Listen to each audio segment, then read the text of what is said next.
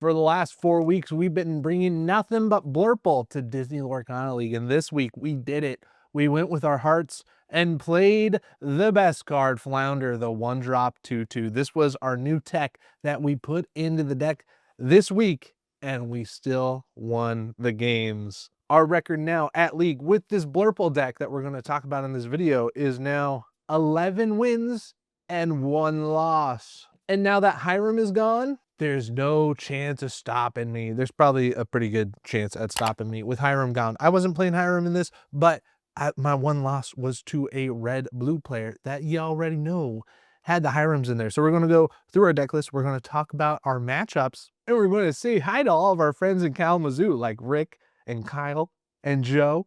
Hi, guys. Starting off, we went with 2 copies of Flounder, the Voice of Reason. If you're new to Ready Setting or don't know, I have a Lost and Flound where I keep all my Disney Lorcana Flounder Voice of Reason cards. That's right. All these cards are Flounders. We're in the 500s amounts of Flounders. We like that fish, and we're glad that we could get to play with our favorite card and still get a win. 2 copies of Flounder Voice of Reason. You might be saying, what cards did we take out? And those would be over here. Like, if you want to watch all the things that I've taken out and tried in the Blurple videos, there's a playlist after this video of all the different Blurple decks that we played with. This was our 2nd week deck. We played the Ursula and this Elsa shift lines. And then like in weeks before, we had Friends on the other side, and we had Belle and the Merlins. Not the Merlins. What am I talking about? The Befuddle card to get rid of those pesky Calhouns. We even played a White Rose 1 week, but this week we took out our tech cards. We changed a couple things. We changed McDuck Manor. We tried it out for a week, didn't like it, and then we also took out Let It Go. And then also these other cards got taken out of the deck, and we're going to tell you why. Mostly we took out Turn the Box Followers for Flounder, and it actually ended up working out pretty good because I played against some decks that had some pretty big bodies that I had to be able to take out. And if you give Flounder plus 3 strength with the Merlin Crab, you're going to be hitting for 5 damage with Flounder. And we did that. It actually happened. So these are the cards that we changed that we'll talk about. Like Busted on the Roll, we thought about putting it in, but we didn't do it. We're still talking about the deck for this week. We went to 4 copies of Sail to Azurite Sea and 3 copies of Tipo. So we took a copy of Tipo out, and we went up a copy of Sail to Azurite Sea. I much rather prefer Sail to Azurite Sea because I have all these 1-drops, and I want to be able to use the ink that turn. So lots of times, I would much rather prefer this on turn 2, especially with the amount of Calhouns that are out there, especially at our local leagues. There was people running the Challenger decks. There's people running the blue steels. I don't want to have a body on board for them to be able to get benefit of me playing stuff. I want my own benefit of playing stuff, and that's where Sail to Azurite Sea comes in. Lots of times, I'll save a popsicle in my hand, hopefully to play it with the extra ink that I get from Sail to Azurite Sea. For popsicles, we're not playing any Hirams, mostly because we don't want to play Hirams. The popsicles are really just here for the bell. It's a free bell. Whenever I pull a bell, I get to play it for free. Never had the Hirams in this deck, and that's the magic of Blurple. So we got 4 popsicles, and that means that we're running the 4 bells. If you haven't seen this one before, it is the Apprentice Inventor. Once during your turn, you may banish chosen item of yours to play this character free. The only items that we're playing are the popsicles. We thought about putting in the sapphire coils. We said, maybe that'd be a good idea, but we didn't do it. Maybe we'll try it next week. We didn't do it this week. 4 copies of the bell. We got 2 1-ofs in this deck. We have this one that we'll talk about later, but our other 1-of that we're running, it's only 1 copy of Cusco, the Selfish Emperor. We're not too scared about their items. We're not too scared about the locations right now. He almost came out of the deck completely. I was going to put in more Flounders for this Cusco, but he ended up staying. And we like the Cusco enough. The big star of the show that we talk about every week, that you love to see it, is Hades. Anytime we can play a Hades, it's going to be a good time. It's our late game removal. We're not running the Let It Goes. This is our late game removal. And if we're able to bounce it back to our hand and play it again, we're going to do that. That's priority numero uno for us. Like if I bounce this with a snake or a fox, I'm going to play it again. That's just who I am.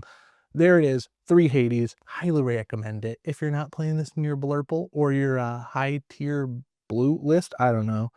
I think it goes in Blurple just swimmingly, if I do say so myself. And then, so we took out magic brooms. We had 2 magic brooms, and then we took out all 4 Chernobyls. And then this is the list that we went with. We went with those 2 Flounders, and then we upped it to 4 Diablos. And if we up to 4 Diablos, then we're going to up it to 4 crabs. We used to only run with 2 crabs, and I'll tell you what, now I'm a true crab believer. Call me Mr. Krabs.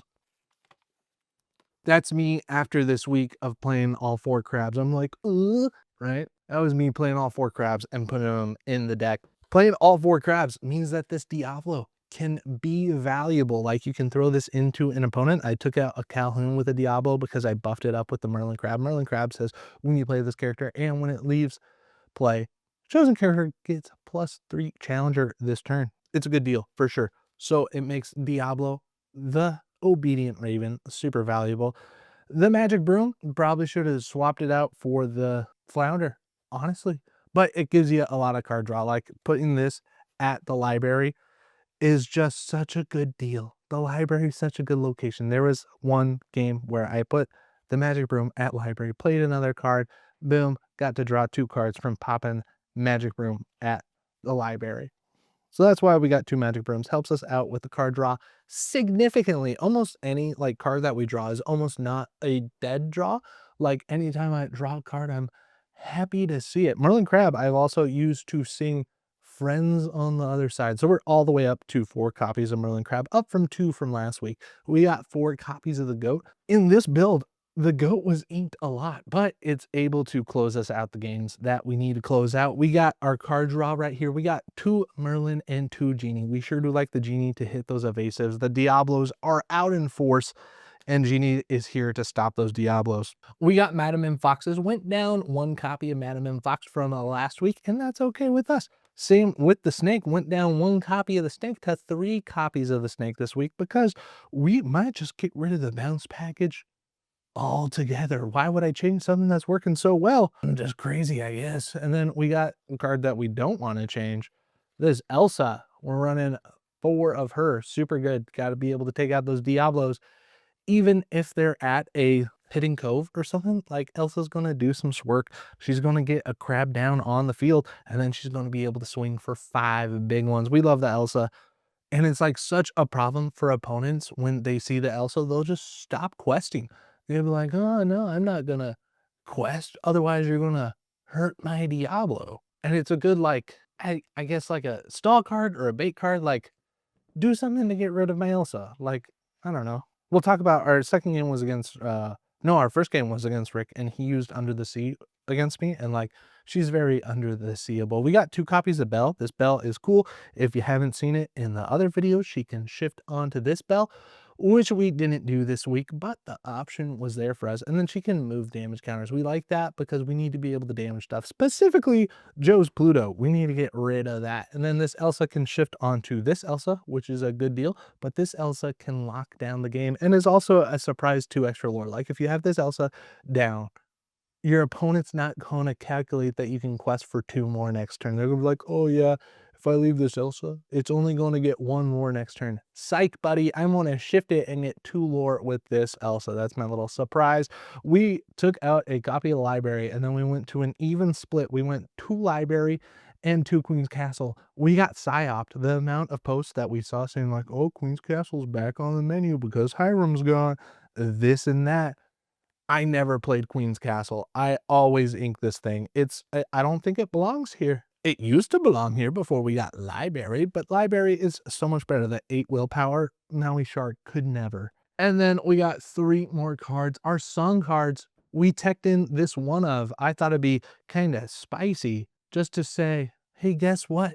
I'm out of goats, but I got this one card that says, gain 1 lore and draw a card if you can draw a card. And then my thought with this is Tipo can also sing this. Like, Tipo's usually not doing anything for me unless he's getting bounced and played again. Like, if I can sing with Tipo, I want to sing with Tipo. I think a 2-cost card in this would be pretty valuable. Like, 1 jump ahead, or This Is My Family. I think This Is My Family would probably be my preferred method of it. And then boom, there it is. Friends on the Other Side.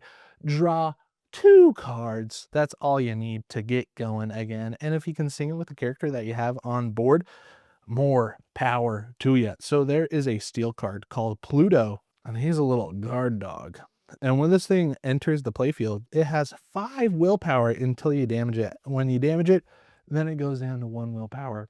So you got to be able to damage them somehow, but that's really hard if the Pluto has ward from a character like Alice. That's right, we played against Joe, and Joe had that wombo combo going for us. These are the cards that we thought about putting here. Bosses on the roll, same mindset. We were like, oh, we want card to sing and we want some cheeky lore. Tipo can't sing this, but Merlin Crab can sing it, and it was up in the count of Merlin Crab, and it didn't make it. Mostly because I probably couldn't find my other copies of Bosses on the Roll. I didn't want to dig them out.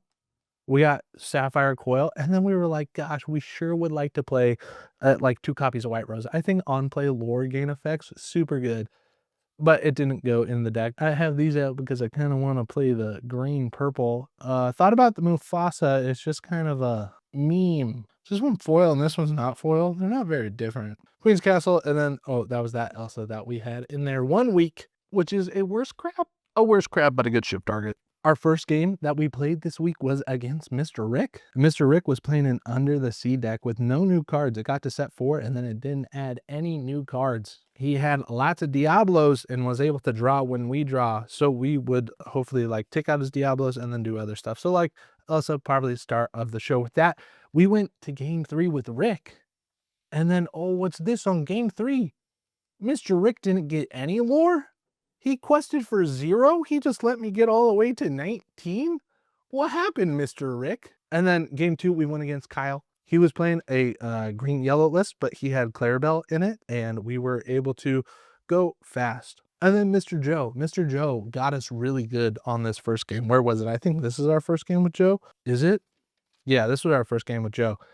And he played the Alice with the guard dog. So not only did he Alice, he had a Bell on board and a guard dog, and then the Alice gives extra lore. So he had 1 lore, and then he went to 3 to 6 to 11 to 15 to 16, and I had 1 lore. There was nothing I could do. Like that curve in that blue steel list, absolutely incredible. And I won the dice roll on this. Like my #1 strategy for playing Blurple is when your dice rolling go first. It's going to help you out a whole lot if you can get your cards out faster. Win the dice roll, that's how you win. But this one, we won the dice roll against Joe, and we still just got annihilated because Joe had the perfect curve.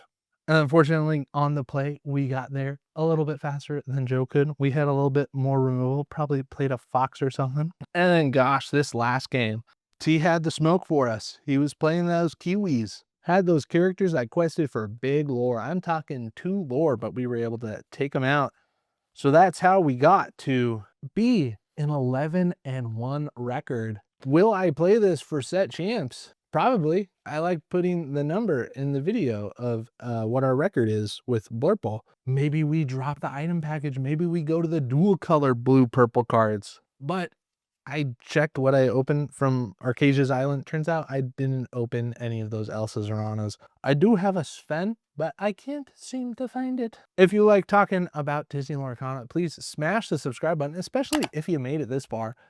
It would help us out so much to get to our goal of 1 million subscribers.